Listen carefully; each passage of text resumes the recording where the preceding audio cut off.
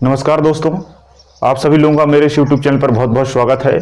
तो आज की इस क्लास में हम मैथ्स के सिलेबस पर चर्चा करेंगे।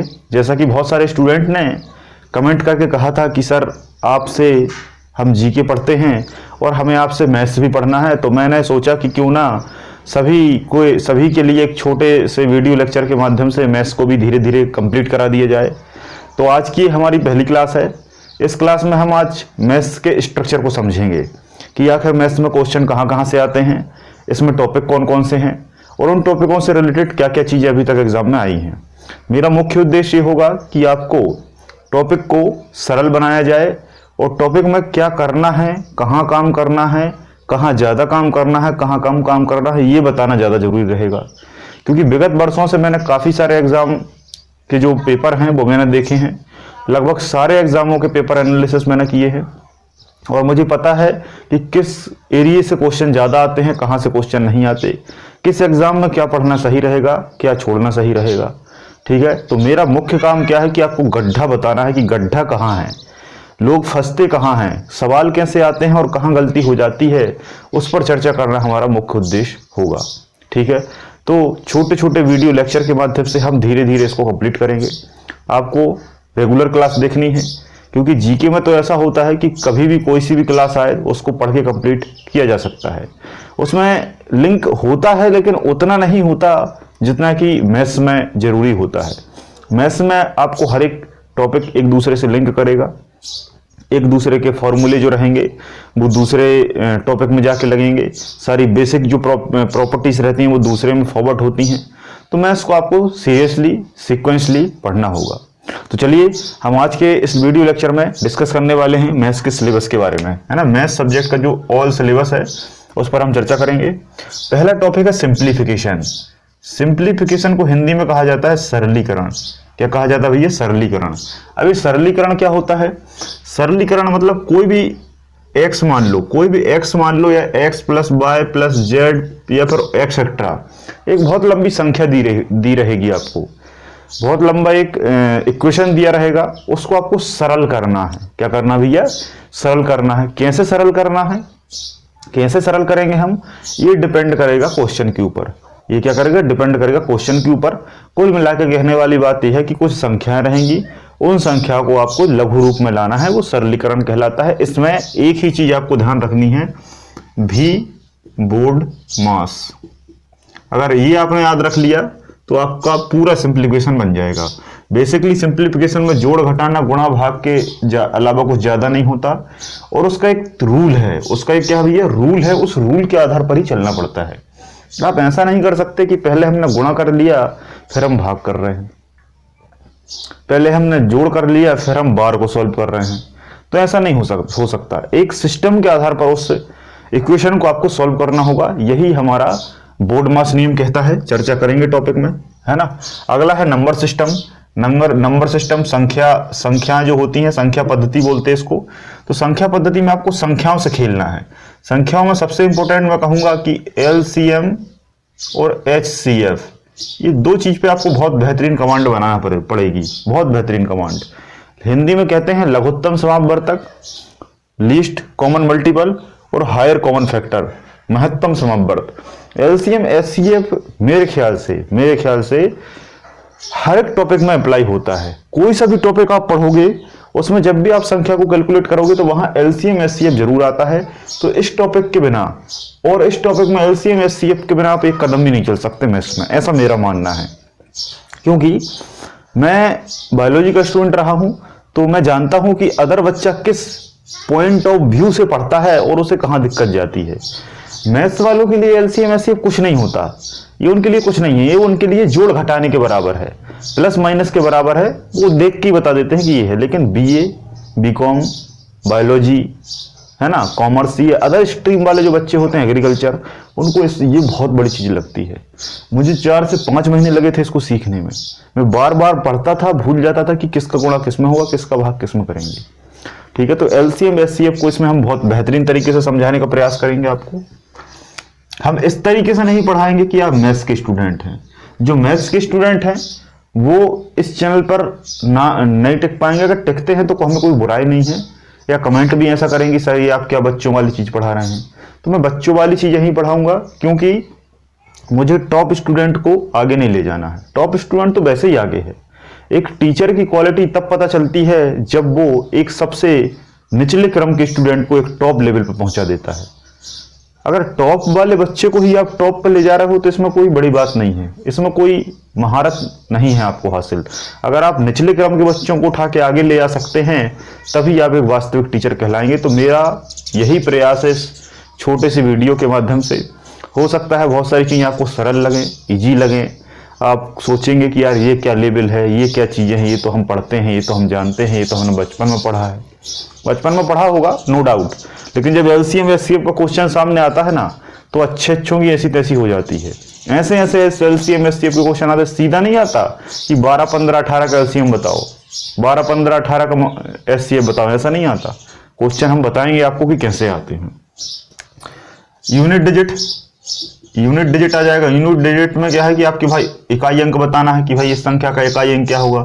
दो संख्या दी रहेंगी, उनका गुणा करेंगे, भाग, दो संख्याओं का भाग दिया रहेगा, जोड़ दिया रहेगा, घटाना दिया रहेगा। पूछेगा कि भाई मान लो ये संख्या है, मान लो ये संख्या है 4, 5, 6 गुणे 2, 3, 1, इनका गुणा करेंगे तो इकाई अंक क्या आएगा। ऐसे बहुत सारी संख्याएं दे सकती हैं और ये लास्ट का अंक आपसे पूछ सकता है, स्थानीय मान पूछ सकता है ना। ऐसी बहुत सारी चीजें नंबर सिस्टम में जाएंगी। अभी हम डिटेल में नहीं जाएंगे, डिटेल में हम तब जाएंगे जब हम टॉपिक उठाएंगे। अभी केवल मैं आपको एक रोड मैप समझा रहा हूं कि आखिर मैथ्स में क्या क्या पढ़ना है और कौन कौन से टॉपिक हैं। ठीक है, अभी हम डिटेल में अगले लेक्चर से चलेंगे। स्क्वायर एवं स्क्वायर रूट, ये तो आप जानते हैं, वर्ग निकालना और वर्गमूल निकालना, ये तो आपको रटना पड़ेगा। इसमें कोई वो नहीं है कि भाई 17 का वर्ग कितना है, 16 का कितना है, 15 का कितना है। ये वर्ग तो आपको याद करना पड़ेगा। और चाहे तो आप एक छोटा सा वीडियो मेरा डला हुआ है तो उसमें मैंने वर्ग निकालने की एक बहुत सीधी सी ट्रिक बताई जिसमें ओनली 5 सेकंड लगता है, 5 सेकंड। और जो प्रैक्टिस कर लेता है वो 2 सेकंड में वर्ग निकाल लेता है। किसी भी संख्या का, 20 तक नहीं, किसी भी संख्या का आप वर्ग निकाल लेंगे। 40 तक की जरूरत पड़ती है। 40 तक का वर्ग उसमें 5 सेकंड में निकलेगा, फिर आप 2 सेकंड में निकालेंगे प्रैक्टिस करने के बाद। देख लेना, 2 मिनट का वीडियो है।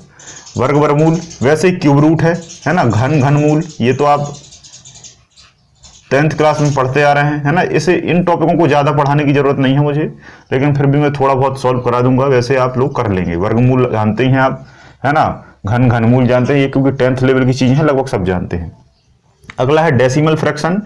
डेसिमल फ्रैक्शन को कहते हैं दशमलव और भिन्न। ठीक है, ये भी आप लोगों ने 10th लेवल तक पढ़ा है। दशमलव कि भाई कोई भी संख्या है, जैसे मान लो 4.25 गुणे 3.21, ये व्यापक में बहुत आता है कि भाई दशमलव का गुणा करो, दशमलव का भाग करो, दशमलव का जोड़ करो, दशमलव का माइनस करो। तो सामान्य भाषा का जोड़ घटाना सब कर लेते हैं, लेकिन दशमलव में थोड़ी दिक्कत जाती है कुछ बच्चों को। सभी को नहीं, सभी बहुत इजीली कर लेते हैं, लेकिन कुछ को जाती है। तो दशमलव वाला देख लेंगे। भिन्न आप जानते ही हैं, भिन्न को भी हम देख लेंगे कि भाई भिन्न कौन कौन सी होती हैं, भिन्न का जोड़ क्या है, भिन्न का घटाना क्या है, भिन्न का भाग कैसे करेंगे। तो ये सब आपका डेसिमल फ्रैक्शन में जाएगा। परसेंटेज, प्रतिशत, परसेंटेज में क्या पढ़ना है आपको, ये प्रतिशत पढ़ना है ना। ये बहुत काफी इंटरेस्टिंग टॉपिक होता है, क्योंकि उसका यूज जो है, इसका यूज डेली लाइफ में होता है। ठीक है, इसका यूज डेली लाइफ में होता है। तो प्रतिशत को हम बहुत बढ़िया तरीके से पढ़ेंगे। इसमें सीधे सवाल आते हैं कि भाई इस वस्तु को इतने रुपए में बेची तो कितना लाभ, कितनी हानि, कितने लाभ हानि का कितना प्रतिशत हानि, कितने प्रतिशत लाभ, ये सब हम यहाँ देख लेंगे। रेशियो की बात करें, हिंदी में कहते हैं अनुपात। क्या कहते हैं भैया, अनुपात। तो इसमें क्या है, किसी भी चीज का अनुपात पूछेगा। 2 संख्याएं दी हो सकती हैं, 2 वस्तुओं की कीमत दी हो सकती है, 2 मजदूरों की बात हो सकती है, 2 मजदूरों के मिलकर किया गया काम की बात हो सकती है। तो उसकी जो शॉर्टेस्ट वैल्यू होती है उस पर हम चर्चा कर लेंगे, अनुपात। इसी में आपका समानुपात भी आ जाएगा, अनुपात, समानुपात। ठीक है, और मिश्र अनुपात भी आ जाएगा, मिश्र अनुपात भी इसी में हम सॉल्व कर लेंगे। उसके बाद आपका प्रॉफिट एंड लॉस, ये तो आप जानते ही हैं, प्रॉफिट एंड लॉस। प्रॉफिट मतलब लाभ और लॉस मतलब हानि। लाभ हानि के कुछ क्वेश्चन होंगे, उन पर हम चर्चा करेंगे। एवरेज, औसत। औसत टॉपिक तो बहुत ही इजी है, ये सभी से बनता है, लेकिन फिर भी हम कुछ स्टैंडर्ड वाले क्वेश्चन आपको करा देंगे, है ना। देखो, इसमें आप सोच रहे होंगे कि यार सर ये टॉपिक तो बहुत इजी है, जिनका मैथ्स है, जिनका मैथ्स नहीं है उन्हें ये टॉपिक भी बहुत बड़ी चीज है, इसलिए हम बिल्कुल सरल से उठाएंगे। देखो, एक चीज मैं बताता हूं आपको, एक चीज ध्यान से सुनो, बहुत ध्यान से, केयरफुली। जब मैंने मैथ्स पढ़ना स्टार्ट किया था तो मैं क्या करता था कॉम्पिटिटिव के आधार पर, कंपटीशन के लेवल के आधार पर मैं बहुत बड़े बड़े एडवांस लेवल की बुक उठाता था, बहुत कठिन कठिन क्वेश्चन करता था, इतने कठिन क्वेश्चन करता था कि जिन क्वेश्चनों को कोई सोच भी नहीं सकता। डायरेक्ट मैं कभी भी मैथ नहीं सीख पाया, कई साल लगे मुझे, कई साल दर साल मैं पढ़ता रहा, मैथ मुझसे कभी नहीं बना। लेकिन एक जो हमारे गुरुजी हैं, उनका आज भी हम धन्यवाद देते हैं, तो उनने मुझे ये बताया कि बेटा नरेश, तुम कभी भी आज के बाद कठिन क्वेश्चन नहीं करोगे। मैंने कहा क्यों सर, फिर सिलेक्शन कैसे होगा? एक सवाल यही आता है दिमाग में कि सर कठिन नहीं करेंगे तो सिलेक्शन कैसे होगा? तो उन्होंने एक बात बताया कि बेटा जब तक तुम सरल नहीं करोगे तब तक तुम कठिन नहीं कर सकते जीवन में। ये बात हमेशा याद रख लो, गठान बांध के दिमाग में। जब तक तुम सरल की प्रैक्टिस नहीं करोगे, तुम्हारे बस की बात नहीं है कि तुमसे कठिन बन जाए, और स्पीड आना तो छोड़ ही दो। तो मैंने कहा यार, जब गुरुजी कह रहे हैं तो अच्छी बात है। तो फिर मैंने उस दिन से डिसीजन बनाया कि सरल से सरल इबारत वाले सवाल मुझे सॉल्व करने हैं, सरल से सरल। तो फिर मैं वही सरल से सरल एक बुकलेट दी उन्होंने मुझे, और वो सरल सवाल करने की कोशिश मैंने शुरू की कि भाई 25 का 5% कितना होगा, है ना, 250 में कोई वस्तु ली, 300 में बेच दी तो कितना फायदा हुआ, 500 में कोई वस्तु बेची, 400 में खरीदी तो उसमें कितने प्रतिशत लाभ। बिल्कुल हल्की फुल्की चीजें, हल्की फुल्की चीजें, 2 4 4 संख्याओं का गुणा करना, जोड़ना, घटाना, दशमलव चीजें, बिल्कुल सरल सरल सरल सवाल मैंने प्रत्येक टॉपिक के 10 10 20 20 30 30 करे। फिर वो क्या है, सरल से क्या होता है, सरल चीजों को माइंड एक्सेप्ट करता है, सरल चीजों को माइंड एक्सेप्ट करता है, कठिन चीजों को माइंड अवॉइड कर देता है। और जब हम कठिन पढ़ते हैं तो माइंड अवॉइड करता जाता है, वो चीज याद नहीं होती। जैसे कोई अच्छी सी सुलझी हुई फिल्म आपको दिखाएं तो आपको पूरी एक बार में याद हो जाएगी फिल्म। अगर आपको साहो जैसी फिल्म दिखा दी जाए तो साहो जैसी फिल्म लोगों को 4 बार देखने के बाद भी समझ में नहीं आती कि आखिर फिल्म का सेंस क्या है। बात समझ में आई? तो वैसे ही इसमें भी होता है, इसमें सरल चीजें आपको पढ़ना है। अभी जब सरल बनने लगे, सरल के आप खिलाड़ी हो जाए, फिर आप कठिन में एंटर करिए, कठिन आपसे बनेगा, ये मेरी गारंटी है। ठीक है, थोड़ा संयम रखें। लाभ हानि हो गया, औसत भी आप निकाल लेंगे। CISI, CISI का मतलब होता है compound interest, simple interest. Hindi में तो आप जानते हैं चक्रवर्ती ब्याज, चक्रवृद्धि ब्याज और साधारण ब्याज, है ना। ये काफी इंटरेस्टिंग टॉपिक है, इसको मैं बहुत अच्छे से पढ़ाऊंगा आपको। DI की बात करें तो DI जनरली आपके होता है, लेकिन बहुत सारे लोग नहीं जानते। DI का मतलब होता है डाटा इंटरप्रिटेशन। क्या होता है भैया? Data interpretation. इसमें क्या है, कुछ आंकड़े दिए रहेंगे। इसमें क्या भैया, कुछ आंकड़े दिए रहेंगे और आंकड़ों के आधार पर आपको सवाल करना पड़ेगा। पाई चार्ट वगैरह, फ्लो चार्ट वगैरह, कुछ सारणी वगैरह देखी होंगी आपने कि भाई इस वर्ष इतने रुपए कमाए, इस वर्ष इतनी आय थी, इतने वर्षों में क्या होगा, उसका औसत कितना होगा, उन 2 वर्षों के बीच का अंतर क्या होगा। तो ये आंकड़े जो एग्जाम में आपको सवाल, देखो ये कोई सवाल नहीं होता, ये सवाल वहीं आपको पेपर में देखना है कि उसके आंकड़े क्या हैं, उसके आधार पर सॉल्व होगा। डाटा इंटरप्रिटेशन कहते हैं। उसके बाद है time and work. Time and work तो हर बच्चा जानता है। टाइम मतलब समय और वर्क मतलब कार्य। समय और कार्य कि भाई 4 मजदूर मिलकर 3 दिन में कितना कार्य करेंगे, 6 मजदूर मिलकर 10 की एफिशिएंसी से 10 दिन में कितना कार्य संपन्न कर पाएंगे। 40 कुल कार्य है, 4 व्यक्ति मिलकर उसको कितने दिन में कर पाएंगे। तो कुल मिलाकर यहाँ ये आ जाएगा। उसके बाद बात करें टाइम एंड डिस्टेंस की। टाइम एंड डिस्टेंस में क्या आता है, इसमें समय और दूरी आ जाती है, समय और दूरी। ठीक है, इसमें क्या है, इसमें हम कार्य को देखते हैं कि भाई जैसे मान लो मैंने एक घर बनाया, तो घर बनाने में कितना समय लगा, वो इसमें जाएगा। मैं यहां से 100 किलोमीटर दूर चल के गया, कितनी स्पीड से गया, कितने समय में गया, वो इसमें जाएगा। तो दूरी के सापेक्ष जो समय लगेगा वो ये टॉपिक होगा। ठीक है, वैसे कई पुस्तकों में क्या है, टॉपिक थोड़े से वैसे दिए रहते हैं। जैसे आपने देखा होगा कि भाई नंबर सिस्टम में सिंप्लीफिकेशन दे देते हैं, स्क्वायर रूट दे देते हैं, क्यूब रूट दे देते हैं। कई बार क्या होता है, टाइम एंड वर्क में ही ये सब आ जाता है, time and distance, pipe and system, vote and stream भी दिया रहता है। तो उसमें कोई दिक्कत वाली बात नहीं है। मैंने बस यहाँ क्या किया है कि आप लोगों को समझाने के दृष्टिकोण से एक टॉपिक के ही दूसरे टॉपिकों को निकाल के यहाँ थोड़ा सा एलोबरेट कर दिया, जिससे आप क्या है समझ पाए। ठीक है, वैसे ये होते एक ही टॉपिक के हैं, लेकिन कोई दिक्कत नहीं है। पाइप एंड सिस्टम, ये क्या है, नल और टंकी वाले सवाल होते हैं कि भाई एक टंकी में एक नल को 10 घंटे तक खुला छोड़ दिया जाता है, दूसरे नल को इतने घंटे तक खुला छोड़ दिया जाता है। बताओ टंकी कितने समय में भर जाएगी, टंकी में कितना पानी होगा। टंकी कितनी खाली रह जाएगी, टंकी की ऊंचाई क्या होगी, नल की क्षमता क्या है, ये सब इसमें आ जाएगा। ठीक है। Boat and stream, boat and stream होता है नाव और धारा। इसमें जो है ये भी दूरी वाला कॉन्सेप्ट होता है, इसमें भी दूरी को कैलकुलेट करते हैं इसलिए, लेकिन ये दूरी किसमें कैलकुलेट होती है, होती है नाव में। किसमें होती है भैया, नाव में। नाव जब चलेगी पानी भी चलता है, तो पानी की धारा के सापेक्ष नाव की यहाँ चाल, समय, दूरी को ज्ञात करना होगा। ठीक है। चाल के सापेक्ष, चाल के विरुद्ध, ये सब इसमें आ जाएगा। ठीक है। उसके बाद बात करते हैं एज की। एज मतलब आयु।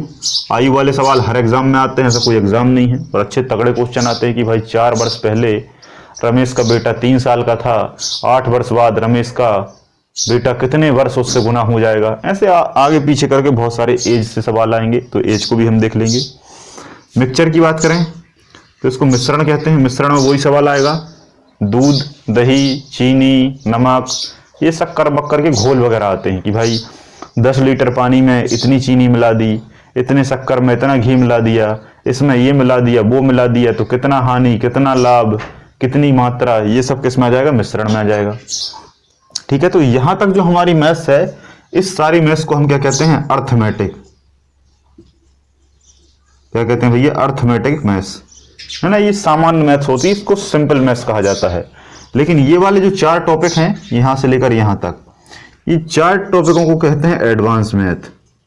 क्या कहते हैं भैया, एडवांस मैथ। इसी को कुछ लोग हायर मैथ भी कहते हैं, हायर मैथ या एडवांस मैथ। अब ऐसा क्यों कहते हैं, तो भाई एडवांस और हायर मैथ जैसे कठिन शब्दों से आप घबराएं ना। इन 4 टॉपिकों में क्या है, इन 4 टॉपिकों में थोड़ा सा डाटा ज्यादा होता है, लेकिन मैं ये कहूंगा कि ये 4 टॉपिक ऐसे होते हैं कि जिन्हें हर बच्चे ने पढ़ा है। कब पढ़ा है, 9th, 10th, 6th, 7th, 8th, इन क्लासों में आपने इन चारों सब्जेक्टों को बहुत बेहतरीन तरीके से पढ़ा होता है, तो इनमें ज्यादा दिक्कत मेरे हिसाब से नहीं जाती। बस थोड़ा सा लेवल इनमें क्या है, बढ़ जाता है क्वेश्चनों का, तो जितना लेवल आपका एग्जाम के हिसाब से है वो हम करा देंगे। मेंसुरेशन की बात करें तो मेंसुरेशन जो है, मेंसुरेशन में क्या है, आपको सभी चीजों को पढ़ना होगा। वृत्त हो गया, है ना, आयत हो गया, त्रिभुज हो गया, शंकु हो गया, बेलन हो गया। ठीक है। ऐसा शंकु हो गया, बेलन हो गया, ये सभी चीजें आपकी किसमें है, मेंसुरेशन में आ जाएंगी, है ना। कि भाई एक टंकी का आयतन बताओ, उसकी लंबाई इतनी है, वृत्त का क्षेत्रफल, त्रिभुज की ऊंचाई, बेलन का आयतन, बेलन का वक्र पृष्ठ, गोले का आयतन, गोले की ऊंचाई। ये जो टॉपिक है, इस टॉपिक में कुछ नहीं करना है, इस टॉपिक में केवल और केवल आपको फॉर्मूले याद करना है। फॉर्मूले की लिस्ट मेरे पास बनी बनाई रखी है, मैं उसको पीडीएफ के रूप में आपको सेंड कर दूंगा जब ये टॉपिक पढ़ाऊंगा। बहुत शानदार पीडीएफ है, मैंने बहुत सटीक तरीके से उसको तैयार किया है, तो पीडीएफ आपको मैं दे दूंगा। उसमें सारे मेंसुरेशन के फॉर्मूले आप रट लेंगे, उसके बाद कहीं कोई समस्या नहीं है। ये टॉपिक में कुछ नहीं करना, केवल फॉर्मूले याद करना है, मैं कराऊंगा आपको, कोई दिक्कत नहीं है। ज्योमेट्री की बात करें तो ज्योमेट्री में जो है, इसमें वही है, सारी आकृतियों को पढ़ा जाता है। ज्योमेट्री में सारी आकृतियों को पढ़ा जाता है कि भाई चाप लगाएंगे तो कितना चाप होगा, है ना। ज्योमेट्री जो है, इस ज्योमेट्री जो है, इसके जो पिता है वो यूक्लिड कहलाते हैं। यूक्लिड नामक एक वैज्ञानिक थे, उनने ज्योमेट्री का जो है इनोवेशन किया था। और ज्योमेट्री में बहुत सारी आकृतियों को आपको पढ़ना होगा, है ना। आकृतियों के बारे में सारी चीजें रहेंगी, कुछ प्रमेय वगैरह रहेंगी। जैसे मान लो आपके समपूरक कोण, पूरक कोण, है ना, कि भाई ये एंगल इतना है तो दूसरा एंगल कितना होगा। तो कुल मिला के इसमें मोस्टली आकृतियां दी होती हैं, उन आकृतियों को समझना पड़ता है और उसके आधार पर सवाल सॉल्व होता है। ठीक है। फिर आती है टिग्नोमेट्री। टिग्नोमेट्री आती है। टिग्नोमेट्री जो है, इसको हिंदी में कहते हैं आपकी त्रिकोणमिति। त्रिकोणमिति, त्रिकोणमिति टिग्नोमेट्री में कुछ नहीं है, बस आपको वही sine theta cos theta, sine theta cos theta, tan theta cot theta, sec theta cosec theta, इन सब के मान याद करने हैं। 0 अंश, 30 अंश, 45 अंश, 60 अंश, 90 अंश, ये सब। ठीक है। और उसको त्रिभुजों में अप्लाई करके ऊंचाई, हाइट वगैरह ये सब देखनी है। ठीक है। एलजेब्रा की बात करें तो ये होता है बीजगणित। बीजगणित तो इसको भी देख लेंगे, है ना। बीजगणित में वही सब आता है, a² + b², है ना। इसमें कुल मिला के इक्वेशन वाले सवाल ज्यादा होते हैं, सर्व समीकरण ज्यादा होती हैं। सर्व समीकरणों के आधार पर ये सभी क्वेश्चनों को सॉल्व इसमें किया जाता है। क्लियर है यहां तक। तो ये सारा क्या है, पूरा हमारा मैथ्स का सिलेबस हो गया। अब हम अगली क्लास से एक एक छोटे छोटे टॉपिक उठाएंगे। देखो टॉपिक में क्या है, आगे पीछे हो सकता है, कोई से टॉपिक में इसमें सीक्वेंस से कभी कभार मैं ना दे पाऊँ, आगे पीछे मैं पढ़ा सकता हूँ, इसमें कोई दिक्कत नहीं है ना। आप लोग थोड़ा सा उसे समझिएगा, ठीक है। तो अर्थमेटिक मैथ्स और एडवांस मैथ ये दोनों मिलाकर पूरी कंप्लीट मैथ्स बनती है, इसको हम धीरे धीरे कवर करेंगे। आप सभी लोगों का साथ बना रहे, और जो भी सुधार की जरूरत है या नंबर ऑफ क्वेश्चन की बात है या जो भी लगे आपको, आप कमेंट सेक्शन में बता सकते हैं, उस हिसाब से हम अपने सेशन को ले जाने की कोशिश करेंगे। आप सभी लोगों का बहुत बहुत धन्यवाद। जय हिंद, जय भारत।